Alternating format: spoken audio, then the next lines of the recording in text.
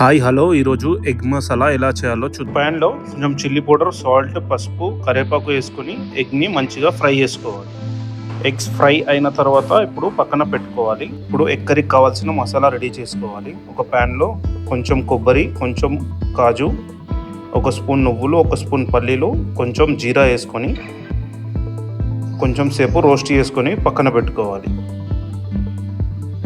మిక్సీలో మనం రోస్ట్ చేసి పెట్టుకున్న పల్లీలు, నువ్వులు ఇవన్నీ వేసుకొని గ్రైండ్ చేసుకోవాలి. ఫస్ట్ 5 గ్రామ్స్ చింతపండు నానబెట్టింది దీంట్లోకి వేసుకోవాలి. ఒక 1.5 స్పూన్ రెడ్ చిల్లీ పౌడర్, ఒక స్పూన్ సాల్ట్, ఒక స్పూన్ ధనియా పౌడర్, 1/2 స్పూన్ పసుపు, కొంచెం కొత్తిమీర, పుదీనా, వీటన్నిటిని ఒకసారి మిక్సీ గ్రైండ్ చేసుకోవాలి. ఇప్పుడు దీంట్లోకి నానబెట్టిన చింతపండు వాటర్ వేసుకోవాలి. దీంట్లోకి ఒక ప్యాన్లో కొంచెం ఆయిల్ వేసుకొని ఆనియన్, గ్రీన్ చిల్లీ, కరివేపాకు, కొంచెం కొత్తిమీర వేసుకొని ఒక 5 మినిట్స్ కుక్ చేసుకున్నది దీంట్లోకి వేసుకొని పేస్ట్ చేసుకొని పక్కన పెట్టుకోవాలి. ఇప్పుడు ఒక ప్యాన్లో కొంచెం ఆయిల్ వేసుకొని ఒక ఆనియన్ వేసుకోవాలి. కొంచెం కరివేపాకు వేసుకొని లైట్ బ్రౌన్ అయ్యే వరకు కుక్ చేసుకోవాలి. లైట్ బ్రౌన్ అయిన తర్వాత ఒక స్పూన్ జింజర్ గార్లిక్ పేస్ట్ వేసుకోవాలి.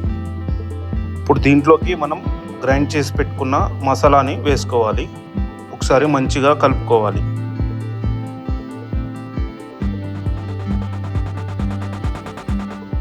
ఇప్పుడు దీంట్లోకి ఒక 2 గ్లాస్ వాటర్ వేసుకోవాలి.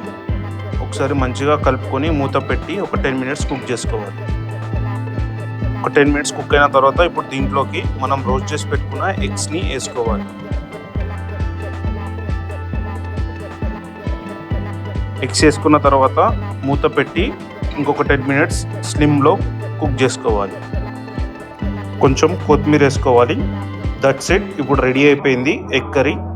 ఇలాంటి హోమ్ ఫుడ్ రెసిపీస్ కావాలి అంటే మా ఛానల్ని సబ్స్క్రైబ్ చేసుకోండి. Thank you.